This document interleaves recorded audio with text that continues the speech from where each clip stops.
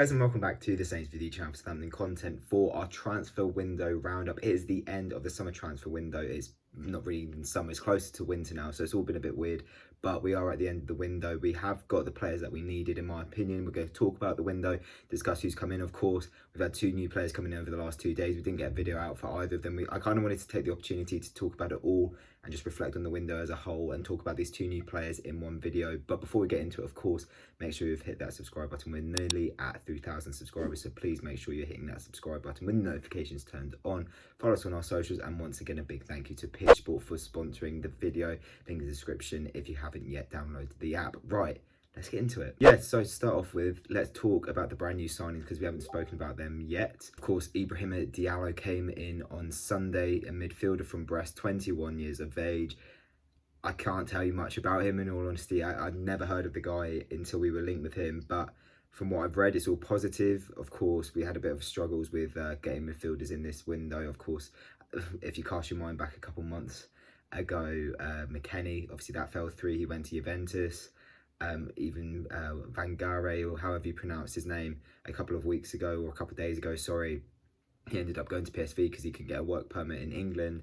So it kind of feels like Diallo was possibly 3rd or 4th choice, maybe even lower down on the shortlist for midfielders. However, I still think it was a pretty strong shortlist from what I read, from what it sounded like. I think we were linked with some good midfielders, and I think we found what we need. He said that he likes to win the ball back. That's his strength. He wants to work on his offensive play, but primarily he's a defensive-minded midfielder, which is exactly what we needed to replace Højbjerg with. So at the moment, no idea as to when he's going to be starting to be included. It might be a bit like Salisu, might need a bit of time to get up to speed with things, because obviously now we've got an international break. He's away with the France under-21s, won't be in Staplewood until the Wednesday before the Chelsea match.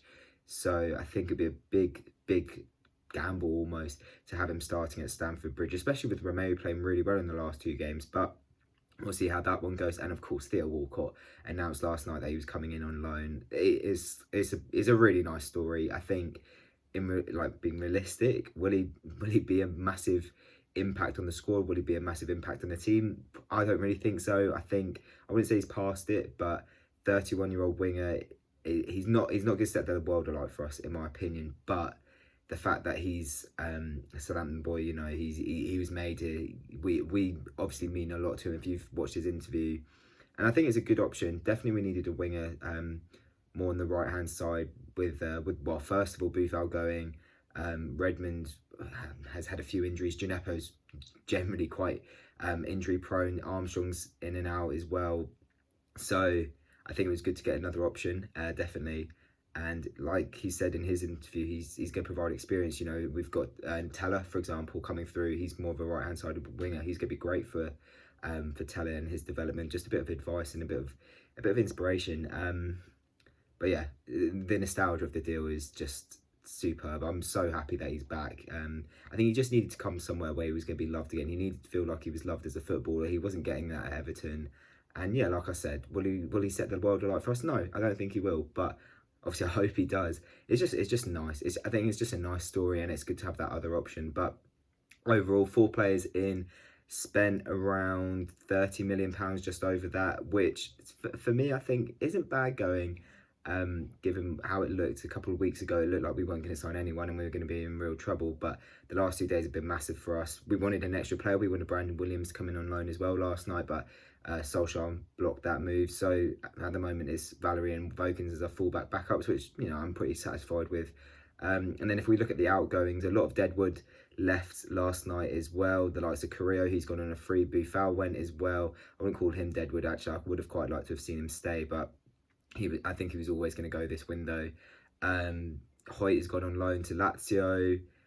Even Christoph Clara, you know, he was sold. Reed, of course, left earlier on in the window. Lamina went to Fulham as well with Reed.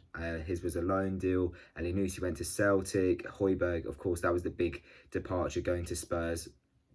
And overall, I think we've done well. In all honesty, it's a pretty difficult time at the moment with the economy and everything that's going on. But for me, I'm thinking we've done pretty much what we could do. I think you look at Everton, of course, we would love to have a window like Everton, but they're a bigger club. They've got more money to spend. You know, they're a more attractive proposition for players like James Rodriguez, you know, with the Ancelotti link. for example.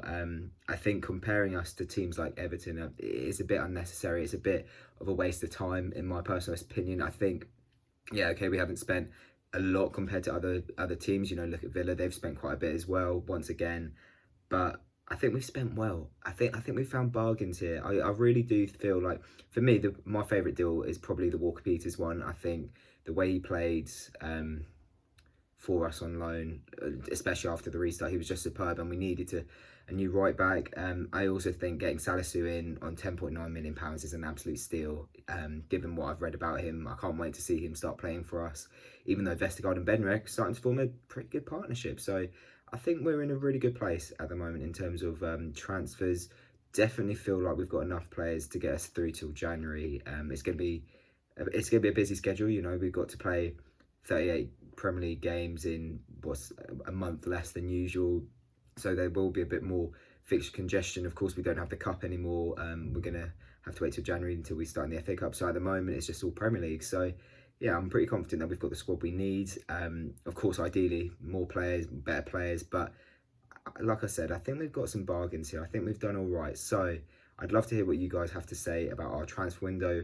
Rate it out of 10. For me, I'm going to go 7 or an 8. I think for what the situation is sort of saying at the moment, I think we've done pretty well. But some people I've seen on Twitter say it's like a 6. Some people I've seen say it's like a 9. So it's completely down to personal opinion and preference, I think. But overall, like I've said, I think we've done well. But thank you so much for watching the video, guys. If you have enjoyed it, leave it a like, subscribe if you haven't yet already. Like I said, let me know down below what you thought of the transfer window. Give it a rating. Who was your favourite signing? Would you have liked to see another player come in? Would you have liked to see another player leave, for example? Let me know down below. And yeah, we'll see you soon for another video after the international break. Take it easy, guys.